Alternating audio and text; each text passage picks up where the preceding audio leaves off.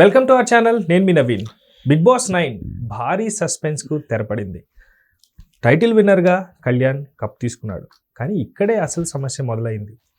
అగ్ని పరీక్ష 2 కోసం ఇమానియల్ బలయ్యాడా అన్న కొన్ని వార్తలు కథనాలు మనం వింటూ ఉన్నాం. అయితే దాని మీద మాట్లాడడానికి మనతో ఉన్నారు సినీ అనలిస్ట్ శ్రవణ్ గారు. సార్తో మాట్లాడదాం. నమస్తే అండి. నమస్తే అండి.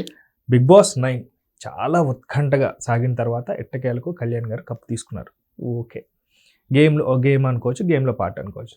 ఇక్కడే అసలు సమస్య అనేది, లేకపోతే అది కథనం కింద బయటకు వస్తుందో మనకు తెలియట్లేదు. అగ్ని పరీక్ష 2 కోసం ఇమానియల్ బలయ్యాడా అంటూ కూడా కొన్ని వార్తలు వినిపిస్తున్నాయి. సో దాని గురించి మీరేమంటారు?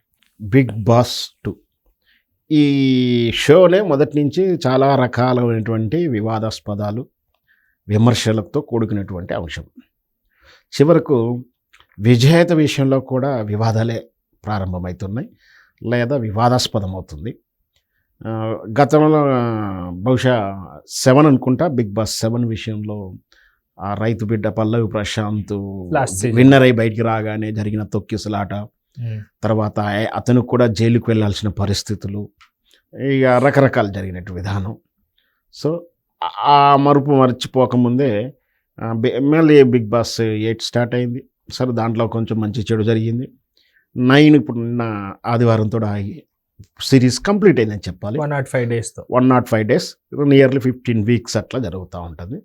సరే, ఏదైనా సరే షోలానే చూడాలి, ఎంటర్టైన్మెంట్గానే చేయాలి, దాన్ని చూడాలా. ఆ చూసిన కాసేపు ఎంజాయ్ చేసామా, మన కష్టాలు మర్చిపోయామా, రిలాక్స్గా ఆ టీవీ దగ్గర కూర్చొని చూసామా అన్నట్టుగా ఉండాలి. కానీ దురదృష్టవశాత్తు ఆ ఎంటర్టైన్మెంట్ షో అనేది ఒక బలహీనతగా, ఒక తప్పని ఒక అలవాటుగా, డ్రగ్లా తయారైనటువంటి విధానాలు అయిపోతున్నాం. ఎందుకంటే బిగ్ బాస్ టైం వస్తానికి ఖచ్చితంగా చూడాలి.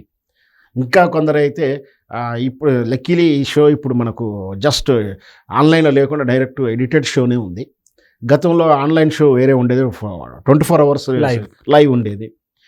అది చూసేవాళ్ళు 24 hours చూస్తూ, మళ్ళీ దాని మీద రివ్యూలు జరుగుతూ, ఇవన్నీ ఒక ఎత్తు అయితే, చూసే సగటు సామాన్య తెలుగు ప్రేక్షకుడు చూస్తున్నప్పుడు ఆ క్షణము, ఆ ఎపిసోడు, ఆ సంఘటన తాలూకు, ఆ సన్నివేశం తాలూకు రసానుభూతి పొందుతారు. జనరల్గా నేను ఎప్పుడూ చెప్తుంటాను, ఆడియన్స్ ఎప్పుడూ కూడా రసానుభూతి పొందుతుంటాడు. చూసేవాడు రసానుభూతి అంటే అక్కడ వినోదం ఉంటే తాను వినోదం పొందుతుంటాడు, అక్కడ దుఃఖం ఉంటే తాను దుఃఖం పొందుతుంటాడు, ఫీల్ అవుతాడు. ఆ సన్నివేశంలో రియాక్ట్ అయ్యి ఆటోమేటిక్గా ఏడుస్తుంటాడు, నవ్వుతుంటాడు. జాలి అయితే జాలి చూపిస్తాడు, కోపం వస్తే కోపం వస్తుంది. ఇంకా టెన్షన్ తట్టుకునే వాళ్ళు రకరకాలైనటువంటి ప్రవర్తనలు చేస్తుంటాడు. అంటే అక్కడ సీన్కు తను కనెక్ట్ అవుతుంటాడు, సన్నివేశానికి, ఆ సందర్భానికి కనెక్ట్ అవుతూ కొన్ని క్యారెక్టర్లకు కూడా కనెక్ట్ అవుతూ ఉంటారు.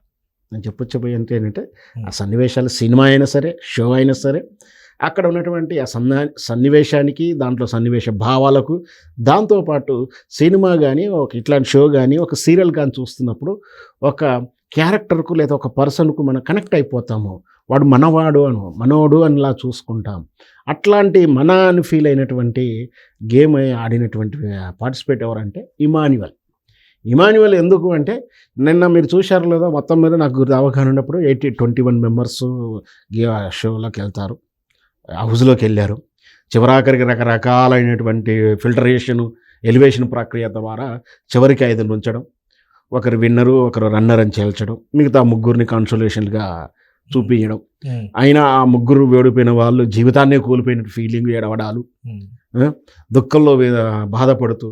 లక్కీలు ఏంటంటే అక్కడ వరకు ఏదో బాధపడ్డట్టు చూస్తున్నాం, కానీ ఎవరు కూడా సూసైడ్ అటెంప్ట్ ఇట్లాంటి సంఘటనలు జరగలేదు. అదృష్టం అది.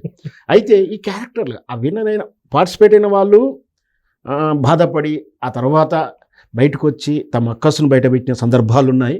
కాకపోతే వాళ్ళ అగ్రిమెంట్లో వెంటనే దాన్ని విమర్శించడం కానీ, దాంట్లో ఉన్న కొన్ని ఫ్యాక్టర్స్ బహిరంగపరచొద్దు, ఆ బయట అనుకుని ఎవరెవరనుకున్నా వీళ్ళకి సంబంధం లేదు. కానీ అక్కడ పార్టిసిపేట్ అయ్యి అగ్రిమెంట్ సైన్ చేసిన వాళ్ళు ఎవరు కూడా ఇంత అమౌంట్ తీసుకున్నాము, ఇట్లా మాకు జరిగింది, లేదా ఆ క్యారెక్టర్లో కానీ, ఆ బిగ్ బాస్ హౌస్ ఫ్యాక్టర్స్లో కానీ, అక్కడ మేనేజ్మెంట్ విషయాల్లో కానీ ఎక్కడ కూడా విమర్శించొద్దు. సెట్ ఆఫ్ సీక్రెట్స్ ఉంటుంది, ఎప్పటికి కూడా చేయొద్దు.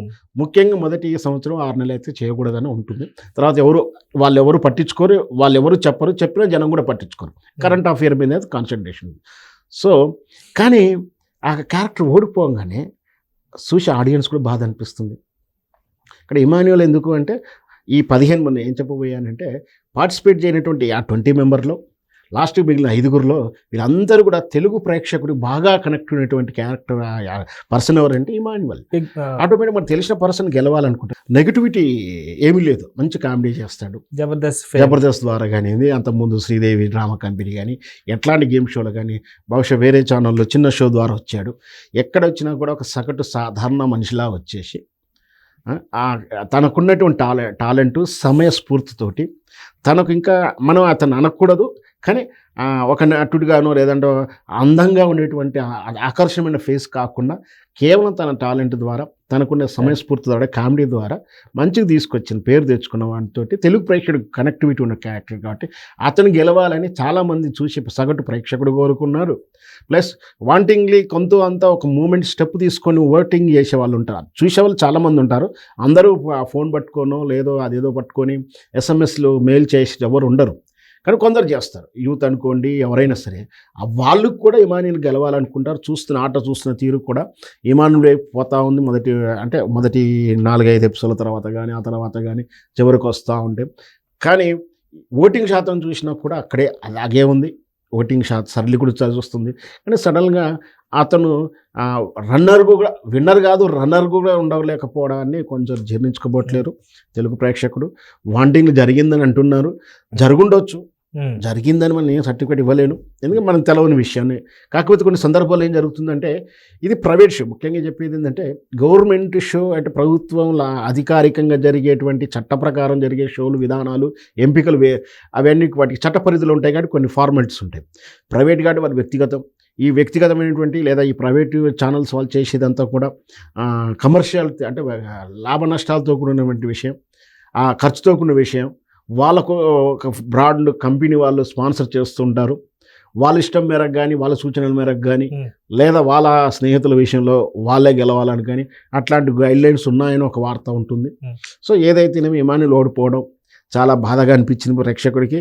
అయితే ఇమాన్యుల్ ఎంపిక అంటే ఇది అసలు యాక్చువల్గా బిగ్ బాస్ 9 అనేది కొత్త కాన్సెప్ట్లో వచ్చింది, ప్రారంభమైంది. అంటే మొదటి 8 ఎపిసోడ్ల కన్నా 8 సిరీస్ కన్నా ఇక్కడ ఏంటంటే ఎంపికను ఎవరైతే పార్టిసిపేట్ ఎంపికను కూడా ఒక సిరీస్గా ఒక షోలా చేశారు. దాని అగ్ని పరీక్షను పెట్టాడు. అంటే మనకు కనుక ఎంపీ కోసం ఇంటర్వ్యూలు ఏవైతే ఉంటాయో శాంపిల్ టెస్టులు ఉంటాయో తెర వెనక ఏదో స్క్రీనింగ్ ఇవన్నీ గతంలో జరిగి ఉండవచ్చు, తెర వెనక జరిగి ఉన్న ఆఫ్ స్క్రీన్లో జరిగి ఉండవచ్చు. అవన్నీ వాటిని ఏదో మేకింగ్ వీడియోలా కొంచెం చూపించేవారు గతంలో. ఇప్పుడు అగ్ని పరీక్ష అని ఒక అంకాన్ని ఒక ఎపిసోడ్ని చేశారు. దాని ద్వారా కొంతమందిని ఎలిమినేషన్ చేసి మిగతా వాళ్ళని 1 by 1 హౌస్లోకి పంపించారు సెలెక్ట్ అయిన వాళ్ళని. సో అంటే ఒక 25 మెంబర్స్ పిలిచి ఒక టాప్ 15 11 మెంబర్స్ను హౌస్కి ఎలిజిబిలిటీ ఇచ్చారు. సో అగ్ని పరీక్ష. సో అగ్ని పరీక్ష మొదటిది బాగానే సక్సెస్ అయింది. రెండవ దానికి కూడా అది అగ్ని పరీక్ష అనే టైటిల్ కానీ అగ్ని పరీక్ష అనేది ఉండాలి. అగ్ని పరీక్ష వల్ల ఇట్లా జరుగుతుంది అంటే దాని నెగిటివ్ పబ్లిసిటీ వస్తే బాగుంటుందని ఎక్స్పెక్ట్ చేశారు. మన అగ్ని పరీక్ష ఎపిసోడ్ 2 కోసం ఇమాన్యువల్ని బలి చేశారేమన్న ఒక వార్త అయితే మనం సోషల్ మీడియాలో చూస్తూ ఉన్నాం. సరే ఏం జరిగినా ఇమాన్యువల్ వాళ్ళు ఓడిపోవడం మాత్రం తెలుగు ప్రేక్షకుడు అయితే నిరాశపరిచారని చెప్పాలి. Thank you sir, thank you so much.